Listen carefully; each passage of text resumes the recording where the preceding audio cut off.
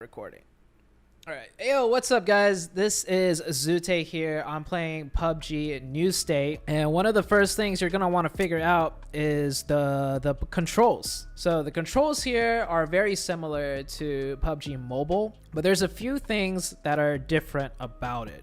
And we're gonna mainly be focusing on the action buttons for this video. So you can see there's jump, peek, crouch, gyroscope, which is the same as PUBG Mobile, and then the ADS button. So if you go into your button layout, mine's already set up.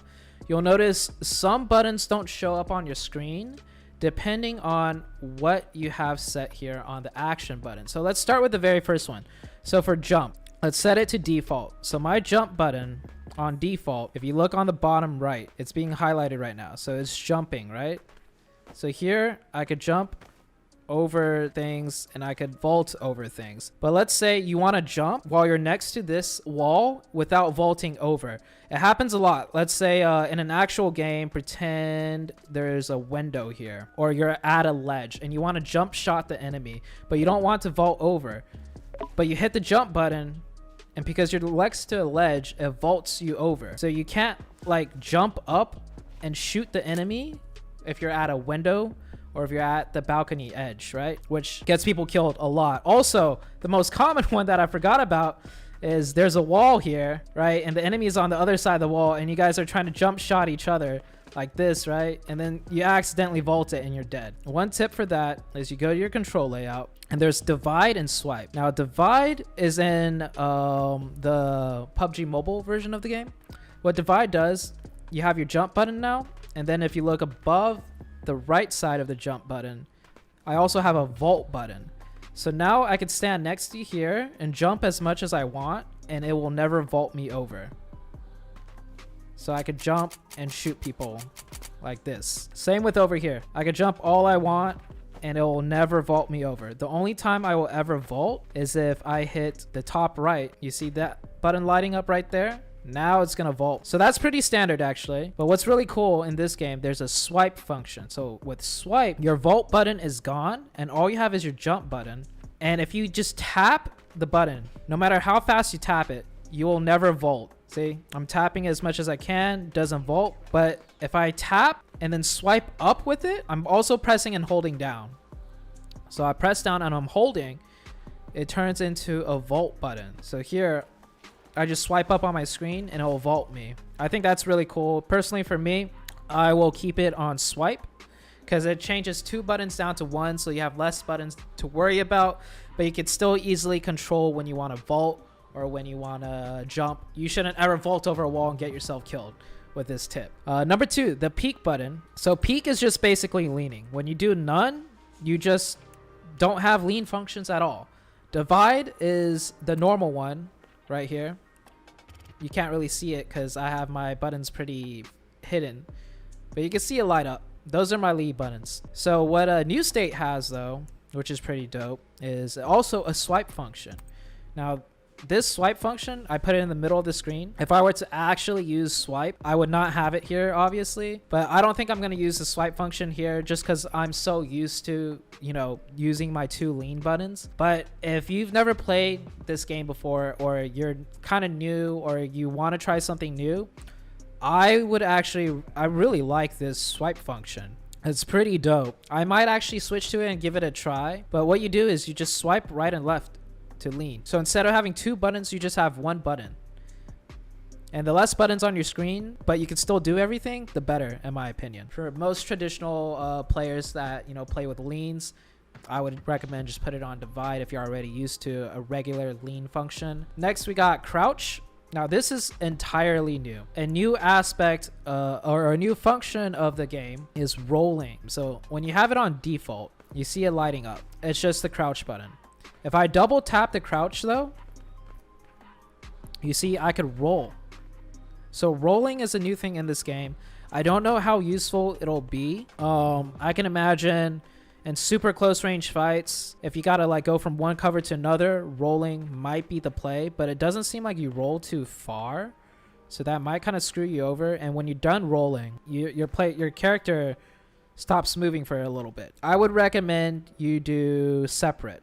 Because when you have it as default, Notice after each time I roll, my character stands up. He stands all the way up.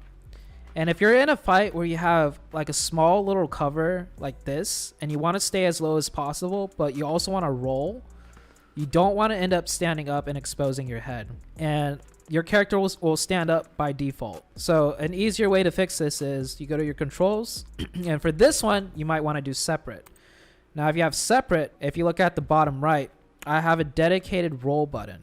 And this way, I could roll this whole entire length of the wall, and my player will never stand up.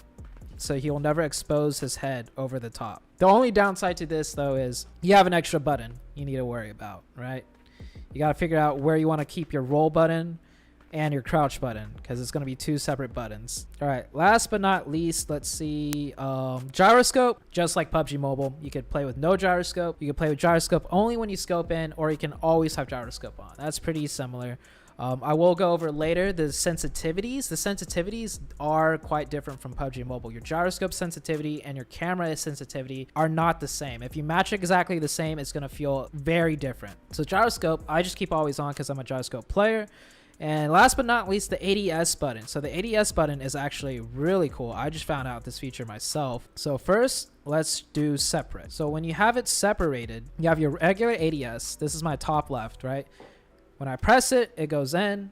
When I let go, it stays like this. When I press and hold it, same thing. There is no hold to lean, by the way, and there's no hold to ADS. Holding while you're ADSing does do something different in this game if you have a different setting up. So right now my buttons are separate, and here's the other ADS. You saw it in the trailers, and it's actually quite useful.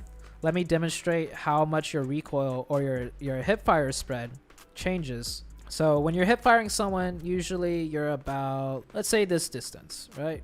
So here's the regular hip fire spread. That's a full clip. And now when you ADS with this button, you see it light up on my bottom right. This is a separate ADS button from this. The most accurate ADS is still your regular ADS, like that. Your bullets will be dead accurate. But when you're hip firing, you don't really want to scope in too hard. So this is the perfect change. You press this button, and the bullets are much more accurate compared to this. So this function is actually really useful. Plus, it looks really cool. So the problem with this, though, it's another extra button you have to worry about. And for me, I actually couldn't figure out where to put this button because I never used this in PUBG Mobile. It's a rather new feature. But if you go back to your settings and you go to control and an ADS button, if you press combined, that button that was here at the bottom right is no longer there. And the way you scope in over your shoulder is you press and hold your ADS button. So right now I'm pressing down and holding the ADS button, and when I let go, it zooms out. And if there's a target that's further away, all I do is tap my ADS button. This is hold, this is tap. So that's actually really cool because when you're in a close range fight, muscle memory will kick in and you'll automatically tap and hold the ADS button, and you'll do this one. And this one you can still move around pretty easily, strafing left and right. So you move the same left and right, and jiggle peeking left and right is really important when you're in a hip fire fight. But your recoil and your spread is going to be better than if you're like this. And so when you're close range fight, just immediately scope in and hold down that scope button and hip fire. And then when you see your target that's further away, you just click in.